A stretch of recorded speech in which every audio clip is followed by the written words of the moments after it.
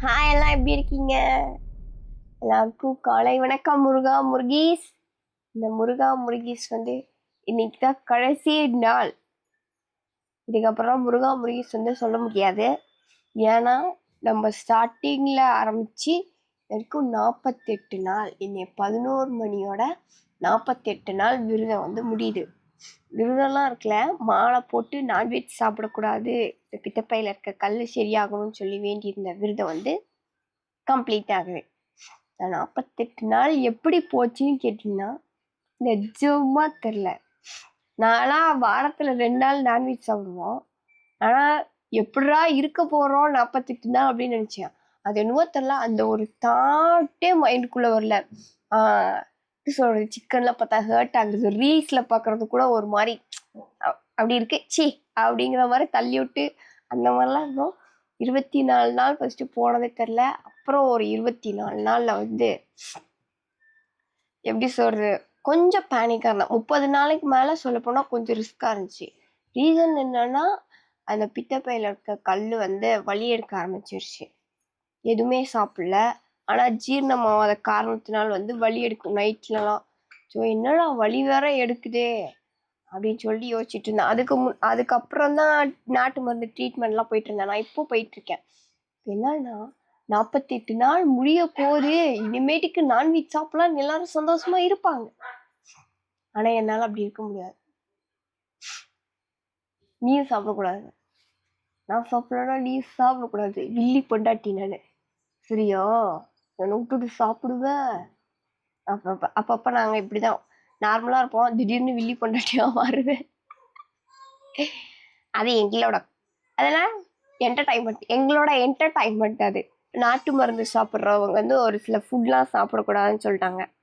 நான் வந்துட்டு என்ன நினச்சேன், ஃபர்ஸ்ட் டைம் நாட்டு மருந்து போயிட்டு ஒரு சில 2வது டைம் குடிக்கும் போது இது சாப்பிட்லாமா அது சாப்பிட்லாமான்னு தெரியல அப்படின்னு சொல்லிட்டு நோட் பண்ணி வச்சுட்டு, என்னோட நோட் பேடில் நோட் பண்ணி வச்சுட்டு இதெல்லாம் சாப்பிட்லாமான்னு சொல்லி கேட்குறேன்.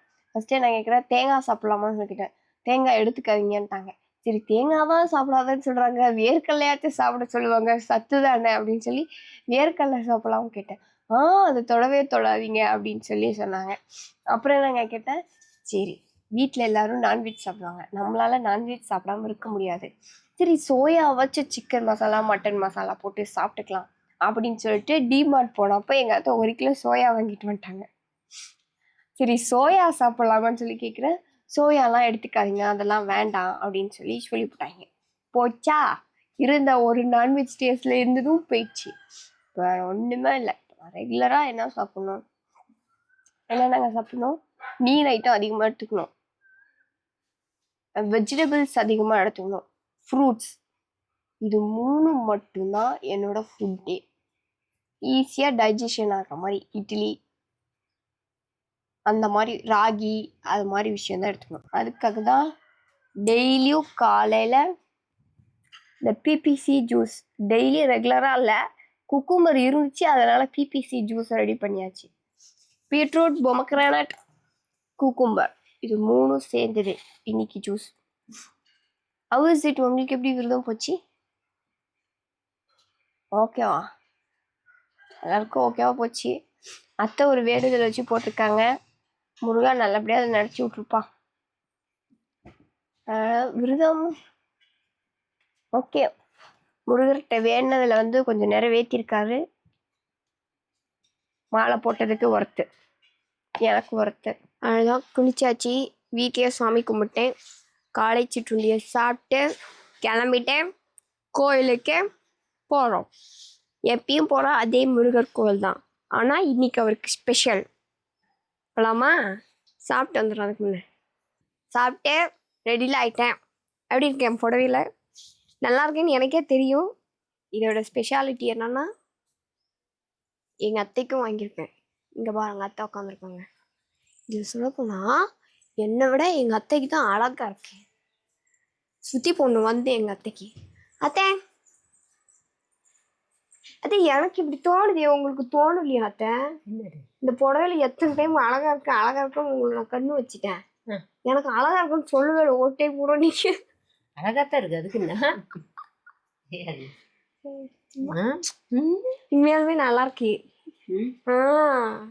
ஒரு போட்டோ எடுத்து வச்சுக்குவோம் 2 பேரும் அந்த போடல சேலையில். சரி, கோயிலுக்கு டைம் ஆயிடுச்சு. மணி வருங்க 12:30 ஆயிடுச்சு. பக்கத்தில் இருக்க கோவில்னால அசால்ட்டாக கிளம்பிட்டு இருக்கோம். சரி, ஜோஜி குட்டி தூங்கிட்டு இருக்காங்க. தூங்கிட்டு இருக்கவங்க எழுப்பி தலைக்கு ஒரு துண்டை போட்டுட்டு கிளம்புறோம். கோயிலில் மீட் பண்ணலாம். தொடர்ந்து இணைப்பில் இருங்கள். எனக்கு மாத்திரை முழுவதுக்கு டைம் ஆயிடுச்சு. நான் ரொம்ப சந்தோஷமா இருக்கேன். கோயிலுக்குள்ள வரும்போதே அவ்வளோ ஒரு ஹாப்பியா வந்திருக்கேன். என்னன்னா இன்னைக்கு வந்து செவ்வாய்க்கிழமை நார்மலாவே முருகருக்கு வந்து பெஸ்ட் டே. சரி, டைம் எத்தனை மணிக்கு இங்கே நம்ம வீட்டில் கிளம்புனோம்? 12:40க்கு தான் வீட்லயே நாங்கள் கிளம்புனோம். கூட்டம் இருக்காதுன்னு நினச்சி வந்தோம். அவ்வளோ கூட்டம் இங்கே, பயங்கர கூட்டமா இருக்கு. இந்த டைம் முன்னெல்லாம் எப்படின்னா, இதுவே நார்மல் டேஸ்ல நான் வந்திருந்தேன்னா முருகர் இங்க நின்று கும்பிட்டுட்டு இதோ இங்க நின்று பார்த்துட்டு கிளம்பிடுவேன். பட் இன்னைக்கு வந்து மாலையெல்லாம் கழட்டுறதுனால, மாலையை வந்து 48 நாள் முடிஞ்சு கழட்டுறதுனால வந்து உள்ள கம்பல்சரி போய் ஆகணும். செம்ம ஹாப்பியா இருக்கு. அத்தை வேற இந்த கூட்டத்துல காணுன்னு தேடிட்டு இருக்கேன் வேற வந்ததுல இருந்து. அப்புறம் நாங்கள் புதுசாக ஒரு கூடை வாங்கியிருக்கோம். இதுக்கு முன்னே வாங்கிட்டே கிடையாது. புதுசாக ஒரு கூடை, அது இல்லாமல் முருகருக்கு இன்னைக்கு ஸ்பெஷலாக வெத்தலையில் விளக்கு போடுறோம். அத்தை போகிற அங்கே இருக்காங்க. எந்த டைமும் இல்லாமல் இந்த டைம் வந்து கோயிலுக்கு வரும்போதே முருகர் வந்து நீ சந்தோஷமா தான் இருக்கணும், நான் இருக்கிற வரைக்கும் நீ கவலைப்படக்கூடாது அப்படின்னு சொல்லி ஆசீர்வாதம் அடித்த மாதிரி எனக்கு அவ்வளோ ஒரு சந்தோஷமா இருக்கு. எல்லாம் என்ன சொல்றது, இங்கே உள்ளே போகும்போது ஃபோட்டோ வீடியோ எதுவும் எடுக்கக்கூடாதுனால பாதியிலே கட் ஆகிட்டேன். முருகர் அழகாக அம்சமாக இருந்தார். நிம்மதியாக கும்பிட்டு ஒரு லைட்டாக தியானத்தை போட்டுட்டு, முக்கியமாக வந்ததே எதுக்காகனா 48 நாள் விருது முடிஞ்சிச்சு, மாலையை கழட்டணுன்னு. அதே மாதிரி மாலையை கழட்டிட்டோம், கையில் குடிச்சிட்டாங்க. இனிமேட்டுக்கு இந்த மாலை நம்மளோடது. கஷ்டமாக இருக்குது ஏதோ ஒரு மாதிரி மாலையை கழட்டவும். இருந்தாலும் மாலை இருந்தால் தான் கூட இருப்பேன், நான் இல்லைனாலும் நான் உன் கூட தான் இருப்பேங்கிற முருகரோட எப்படியே சொல்கிற மாதிரி ஒரு ஃபீல். 48 நாள் விரதத்தை வந்து நல்லபடியாக நான் முடிச்சிட்டேன். முருகர்கிட்ட வந்து என்னென்ன சொன்னேன், என்ன வேண்டியதுன்னா பித்தப்பையில் இருக்க கல் வந்து குறையணும், 48 நாள் அதுக்காக தான் மாலை போடுறேன்னு சொல்லியிருந்தேன். வேணுனது வந்து நிறைவேறுச்சான்னு கேட்டிங்கன்னா பாதி.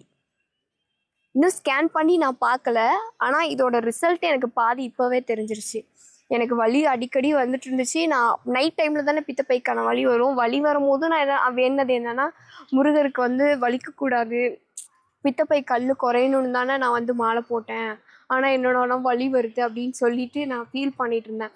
அப்போ அந்த சித்தா டாக்டர் என்ன சொன்னாங்கன்னா, வலி வருதுன்னா கொஞ்சம் கொஞ்சமாக அது கரைய ஆரம்பிக்குது, நீங்கள் டானிக் மருந்து எடுத்துக்க அப்படின்னு சொல்லியிருந்தாங்க. ஓகே, ஆல்மோஸ்ட் பாதி கடலை வந்து முருகர்கிட்ட வேணதை வந்து நிறைவேற்றிட்டாரு. இன்னொன்று ஜோஜி குட்டி நார்மல் டெலிவரி ஆகணும்லாம் சொல்லி வேண்டியிருந்தேன். ஓகே, அதையும் அவர்கிட்ட பாரத்தை போட்டேன். என்ன அவரால் முடிஞ்ச அளவுக்கு அவர் பண்ணிட்டாரு. ஏன்னா முருகரை வேண்டுறேன், அவர் நிறைவேற்றி கொடுக்குறாரு. I am so happy. இன்னொன்று என்னென்னா, மாலை போடும் போதே 48 நாளைக்கு பானிபூரி சாப்பிட மாட்டேன்னு வேண்டியிருந்தேன். இது சொன்னலாம் எனக்கு தெரியல. பானிபூரி சாப்பிட மாட்டேன், எண்ணெயில் பொரிச்சதை சாப்பிட மாட்டேன், முக்கியமாக பரோட்டா. ஏன்னா மைதா வந்து சீக்கிரம் செரிமானம் ஆகாது, பரோட்டாவாக சாப்பிடக்கூடாதுன்னு பரோட்டா சாப்பிட மாட்டேன்னு வேண்டியிருந்தேன். இன்னொன்று எண்ணெயில் பொரிச்சது, கடையில் பேக்கரி ஐட்டம் தொடவே மாட்டேன்னு வேண்டியிருந்தேன். எனக்கு தெரியாத ஆரம்பத்தில் ஸ்வீட் சாப்பிடக்கூடாதுன்னு, இல்லைனா அதையும் நான் முருகர்கிட்ட வேண்டியிருந்திருப்பேன். அதுக்கப்புறம் சொன்னதுக்கப்புறமும் ஸ்வீட்டும் நான் அவாய்ட் பண்ணிட்டேன். ஸ்வீட்டும் பாதியிலேருந்து சாப்பிட்றதில்ல எனக்கு தெரிஞ்சதுலேருந்து. எங்கள் வீட்டில் வந்து அவ்வளோ கம்பல் பண்ணாங்க, பரோட்டா சாப்பிடு, ஒரு வாயாச்சும் சாப்பிடு, ஒரு பீஸ் சாப்பிடு. அவங்க சாப்பிடும் போது, ஏன்னா வீட்டில் ஒரு ஆள் சாப்பிடாமல் இருக்கும், கொஞ்சம் வருத்தமாக இருக்கும்ல அவங்களுக்கும், ஒரு வாயாச்சும் சாப்பிடுன்னு சொல்லி கம்பல் பண்ணிட்டே இருந்தாங்க. முடியவே முடியாது, நான் முருகர்கிட்ட வேண்டிட்டு நான் பண்ணவே மாட்டேன் அப்படின்னு சொல்லி இந்த 48 நாள் சந்தோஷமாக மன நிறைவோடு நான் முடிச்சிட்டேன். என்ன சொல்கிறது, இதுக்கப்புறமும் நான் வந்து நான்வெஜ் சாப்பிடக்கூடாது, முருகர் மேலே திரும்ப கம்ப்ளைண்ட் வச்சு என்னை பார்த்துக்கப்பா அப்படின்னு சொல்லி விட்டுட்டு வந்துட்டேன்.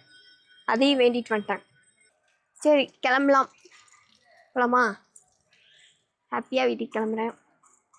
முருகரை வந்து இப்போதைக்கு நீங்கள் பார்க்க முடியாது, ஏன்னா அவருக்கு கொஞ்சம் வேலைப்பாடு நடக்குது. கண்டிப்பாக இது வந்து எப்போ ஃப்ரீ ஓப்பன் அப்போ உள்ளே போது பார்த்து பெயின்லாம் அழிச்சிட்டு இன்னொரு நாள் கண்டிப்பாக நம்ம அடிக்கடி வருவோம் முருகருக்கு, அப்போ பார்க்கலாம். ஸோ தொடர்ந்து இணைப்பில் இருங்கள். அடுத்த ஒரு வீடியோவில் பார்க்கலாம். ஒரு சில பிளான்லாம் போட்டிருக்கோம், கூடிய விரைவில் அதை பார்ப்பீங்க. முருகர்கிட்ட உத்தரவு வாங்கியிருக்கோம், அவரும் கொடுத்துட்டாரு, பார்த்துக்கலாம்.